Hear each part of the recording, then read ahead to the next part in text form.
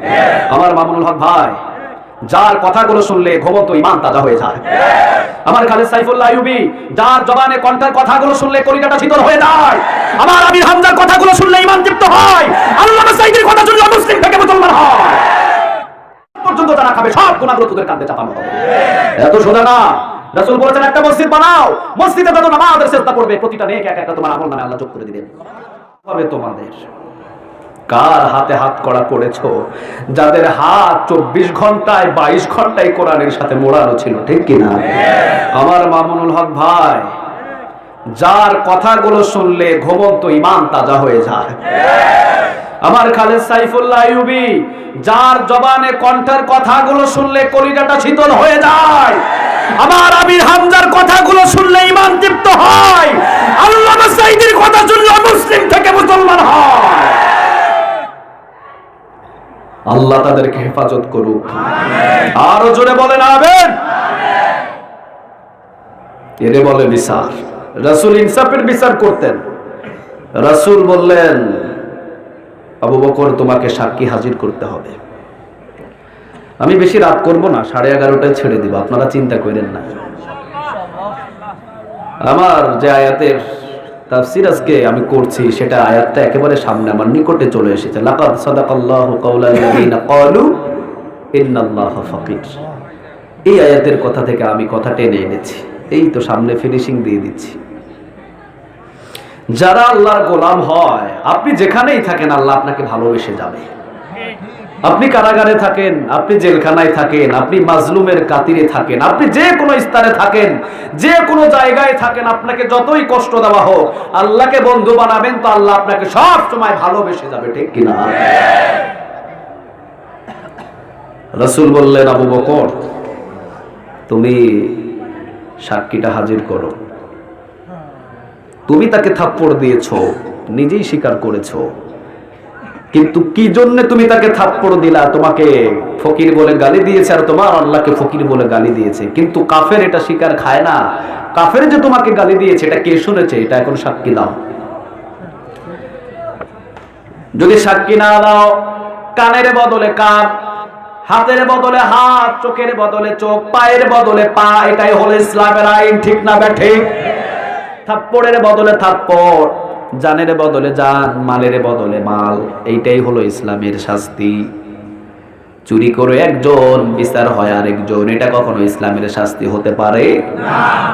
দুষ করেছে বাবা, বিচার করে ছেলের, এটা কখনো ইসলামের বিচার হতে পারে না। রংপুরে গন্ডগোল লাগছে আর গ্রেফতার হয়েছে কুমিল্লা, এটা কখনো ইসলামের বিচার হতে পারে না। রাসূল বললেন, জানের বদলে জান, মানের বদলে মাল, চোখের বদলে চোখ, হাতের বদলে হাত, গালির বদলে গালি, সমান সমান বিচার আল্লাহ রাব্বুল আলামিন, এটাই হলো তার ফরমান। তোমাকে একটা থাপ্পড় দিবে এই কাফের, যদি তুমি সাক্ষী না হাজির করতে পারো। তুমি একটা দিয়েছো, তোমাকেও থাপ্পড় দেবে। নিজের সাহাবী, এরপরেও রাসূল নিজের দিকে দেখছেন না, দেখছেন হলো একজনের কিতাবের দিকে। কার কিতাব? আর জোরে বলেন, কারে বলে ইনসাফের বিচার? কারে বলে ইনসাফের বিচার? কারে বলে ইনসাফের বিচার? রাসূল নিজের সাহাবী দেখে কখনো তালাশি করছেন না। রাসূল বলছেন, আবু বকর তুমি যদি সাক্ষী হাজির করতে পারো অবশ্যই তুমি বেঁচে যাবে, অথবা সেটা আমি ফয়সালা দেব। আর যদি তোমার সাক্ষী হাজির না হয়, কাফের যে তোমাকে গালি দিয়েছে তুমি প্রমাণ করতে না পারো, তাহলে অবশ্যই এখানে তোমাকে থাপ্পড় খেতে হবে। মক্কা মদিনার ভিতরে কান্নার রোল পড়েছে। ওবায়দুল কাদেরকে যদি 100টা চাবুক আমাদের প্রধানমন্ত্রী শেখ হাসিনা মারে, পুরা বিশ্বের ভিতরে কাপুরি সৃষ্টি হবে, ঠিক না ঠিক? কি জন্যে বাংলাদেশের ভিতরে প্রধানমন্ত্রী ওবায়দুল কাদেরকে এরকম ধমক দিচ্ছেন? ঠিকই রাসূল কেন আবু বকরকে থাপ্পড় দেওয়ার জন্য ইহুদিকে বলছেন। মক্কার মদিনার ভিতরে কান্নার রোল পড়েছে। আবু বকর পাশে, কাফেরের বাচ্চাও পাশে, ওমরও পাশে, সবাই কান্না করছেন। আবু বকরের গালের উপরে থাপ্পড় পড়া মানে সমস্ত সাহাবীদের গালের উপরে থাপ্পড় পড়া। ইহুদির বাচ্চা সে কিন্তু হাসছে। রাসূল সাল্লাল্লাহু আলাইহি ওয়াসাল্লাম বললেন, আবু বকর সাক্ষী হাজির করতে পারবা না? আবু বকর বললেন, নবী আমার কাছে কোনো সাক্ষী নাই, কারণ ওই জায়গায় যখন এই কাফেরের বাচ্চা আমাকে আর আমার আল্লাহকে গালি দিয়েছে তখন কোনো সাক্ষী ওখানে ছিল না। কিন্তু আবু বকর জানে না একজন ওই জায়গায় উপস্থিত ছিল, তিনি কে? আরো জোরে বলেন।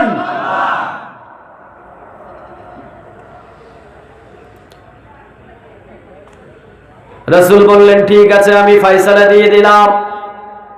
আবু বকর যেইভাবে যে হাত দিয়ে যে গালে এই কাফেরের বাচ্চাকে থাপ্পড় দিয়েছে, ওইভাবে এই কাফেরের বাচ্চা আবু বকরের ওই হাত দিয়ে ওই গালে একটা থাপ্পড় দেবে। আল্লাহ রাব্বুল আলামিন সাথে সাথে ওহী নাজিল করলেন। আল্লাহ বলছেন, ও নবী, কার গালের উপরে থাপ্পড় মারার জন্য আপনি অনুমতি দিচ্ছেন? আপনি কার গালের উপরে থাপ্পড় মারার জন্য অনুমতি দিচ্ছেন? পৃথিবীর ভিতরে আবু বকরের কোনো সাক্ষী নাই, কোনো সাক্ষীর প্রয়োজন নাই।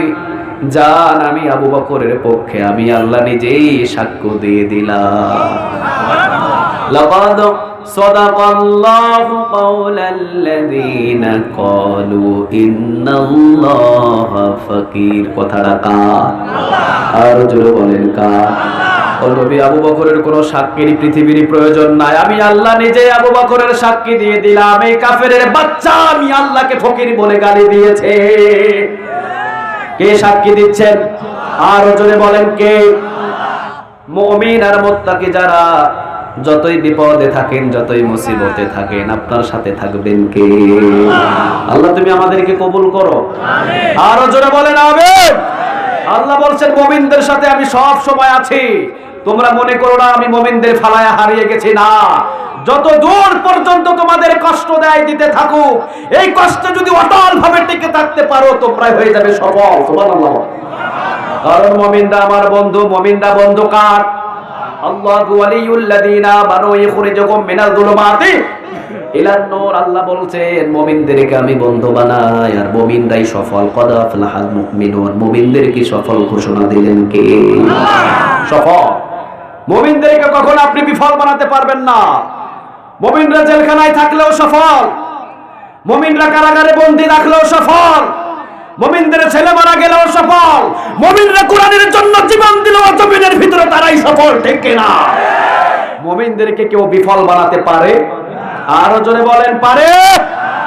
আল্লাহ আমাদের সবাইকে সফল হিসাবে কবুল করুন, আমিন। আরো জোরে বলেন আমিন।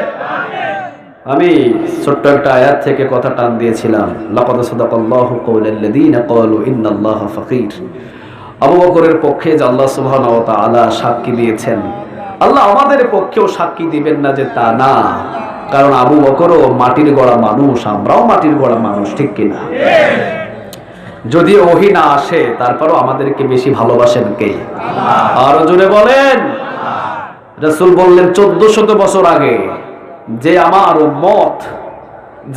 উম্মত দুইটা জিনিস ইসলামের জন্য খরচ করবে, এক হলো 2 ফোঁটা, এক হলো রক্তের ফোঁটা, আরেকটা হলো চোখের পানির ফোঁটা, আমি রাসূলের কাছ থেকে সে বেশি দূরে থাকবে না, আমার রাসূলের কাছাকাছি তার থাকা হবে। সুবহানাল্লাহ।